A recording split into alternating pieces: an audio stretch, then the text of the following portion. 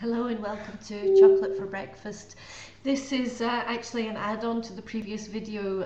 My camera cut out or something, so there was 20 odd minutes and there's only 16 minutes on the video. So what I was about to say, unless it comes back miraculously at some point, I'm doing this add-on. What I was about to say was these food companies, these fast food chains, these restaurants that are selling us the refined foods, the supermarkets that are selling us these refined processed foods. I did slam them quite a bit yesterday in the video, but I think we do have to be aware that they are just part of a chain, and this is, not coming from somewhere else. The thing that doesn't break that chain is the fact that we do actually keep going there and we keep buying these foods.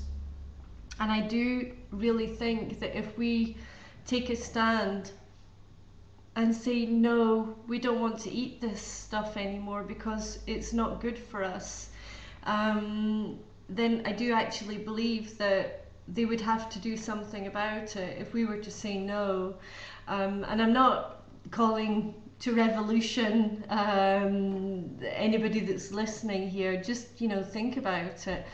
I occasionally eat in a fast food restaurant. That maybe happens once a year at the most. I don't take my children there.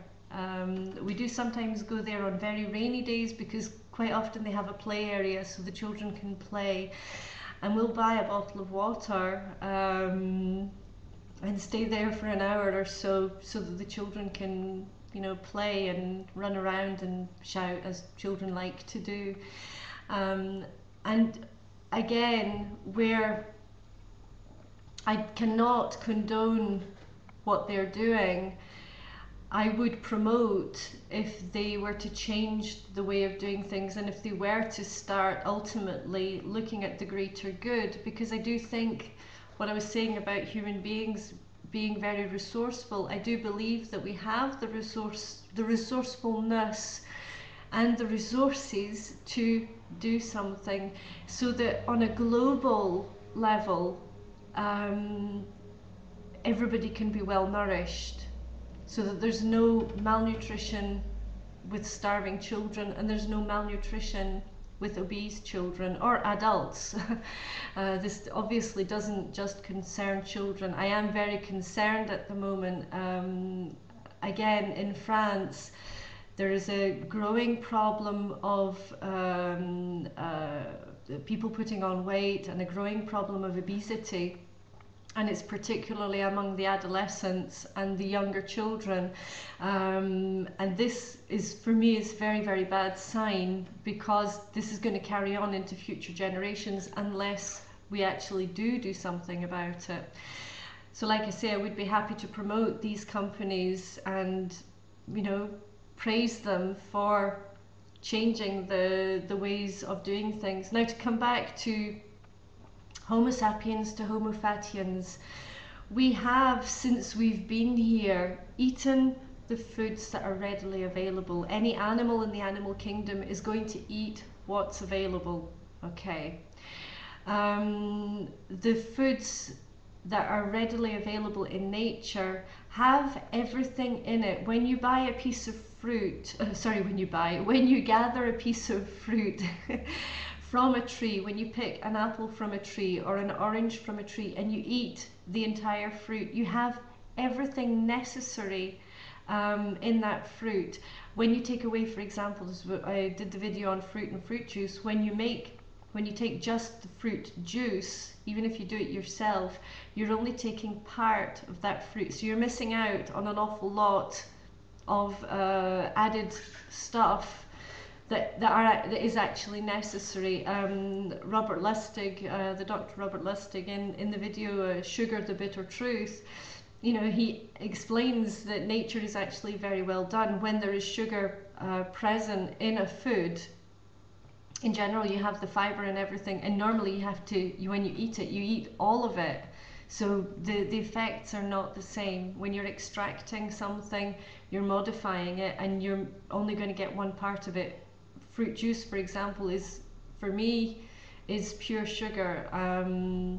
and as I said in the fruit and fruit juice danger video, by the time it gets to your table, into your glass or into the bottle on your table, it's become a product that's also extremely acid. And very often there is sugar added to take away this acidity. So Homo sapiens, we are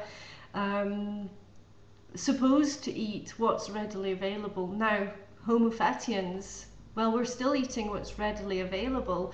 The trouble being, of course, that what is readily available, the most apparent, again, when you go to the supermarket, the shelves are stocked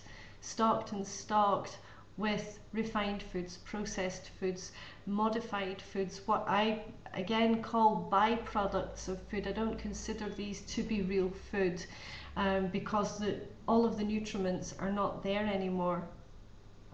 And again, when I go to the supermarket, there are about 3 aisles that I actually use, and one of them is for the cleaning products. And we're not going to get onto cleaning products because, again, it's not the objective, it's not the goal of this program. But there are ecological, environmental implications with all of what we're doing right now. And, you know, if we don't put a stop to it at some point, it is going to go really, really far. So Homo Fatiens, yes, we're buying what's readily available, we're eating what's readily available. It's just that the stuff that's readily available is actually damaging our health. And I think this is really, really important. So again, to come back to the shopping list, I'm going to be making a video later on. The Friday tip is actually going to be about making food easy, because we have got to a point where we don't have time, and it seems easier to open up a packet of something that's ready-made and stick it in the microwave. I'm not convinced. The way I cook, and, you know, I do lead quite a busy life in a sense. I do a lot of teaching. I spend 17 hours a week in my car in order to go to work, because I work in several different places in several different towns.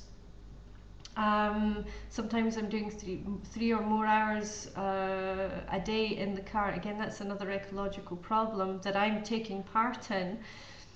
Our society is built like that, unfortunately. And, you know, there are times when I get home very late in the evening, I don't feel like cooking, but I have solutions for that, okay?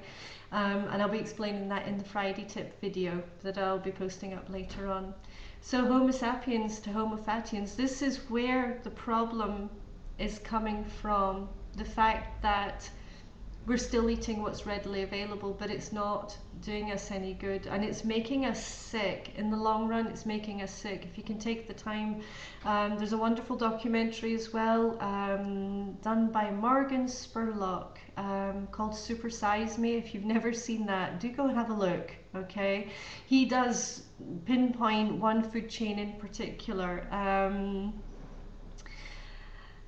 which is maybe also one of the reasons why I mentioned this particular food chain directly in the video yesterday, because it's the one that's actually one of the ones that's the most implanted worldwide. So we really do need to start taking a look at what we're buying. And again, I'm going to be coming to this experiment, and I'm going to be explaining to you how I go about things. And again, I'm not telling you what to do. I'm giving you a few ideas that you can play around with and see what works for you, okay? But I think there are possibilities to change the way we do things, and to avoid as much as possible. And again, I'm not perfect. I do buy refined foods now and again. I do buy processed foods now and again, okay, but it's not a general rule for me. I don't like to. And to be perfectly honest, I'm not, because I've been eating in this way now, and I would say that this happened actually fairly rapidly. In eating the way I do, I don't find myself attracted to those foods anymore. And it's like, for example, if you take a chocolate bar. I mean, I eat a lot of chocolate, but as I said, the chocolate I eat is a minimum of 70% cocoa and often much more. Um, if I do eat a chocolate bar, I find it doesn't have any taste apart from sugar. Whereas before, I used to find that really tasty, but I don't find it tasty anymore. Often as well, in these kind of cookies and things, they will add quite a lot of salt, which also enhances the taste in a sense. It takes away the blandness of the sugar. I don't know if you've ever eaten a spoonful of sugar. I find it has a very bland, it is very sweet taste, but it's very bland at the same time. If you add in a little bit of salt, it changes something. So, you know, sometimes as well, the salt levels can be really quite high. So, the Facebook group is there, and again, because I'm doing the add-on, I don't know, I can't remember if I already said this, I'm posting up as I go some of the recipes that I make. And kind of the way I do things. And again, I'm not saying, oh, look at me, aren't I wonderful, I'm such a goody two-shoes, you should do the same way as I do. I'm not saying this. I'm saying, well, you know, I found a way. What's your way of doing things? We are resourceful, so maybe look at your own resourcefulness and see what you can come up with. And you know, I'd be more than happy for you to actually get in touch and tell me what you're doing. So the Facebook group is there, the Facebook page is there. I posted on the first part of the video, I posted the link to Sugar the Bitter Truth, the conference done by the Dr. Robert Lustig. I hope I'm pronouncing his name properly. And let's keep going on this, because I'm sure we can find some solutions, okay? No matter what your state of health, unless you carry on the way you are doing, if you are in very bad health and you carry on the way you are doing, then yeah, it's going to be a fatality. Don't kid yourself on about that. But if we can start correcting and modifying and making food more natural and better for you, it's not a fatality, and you can actually, I would say, heal at 100%.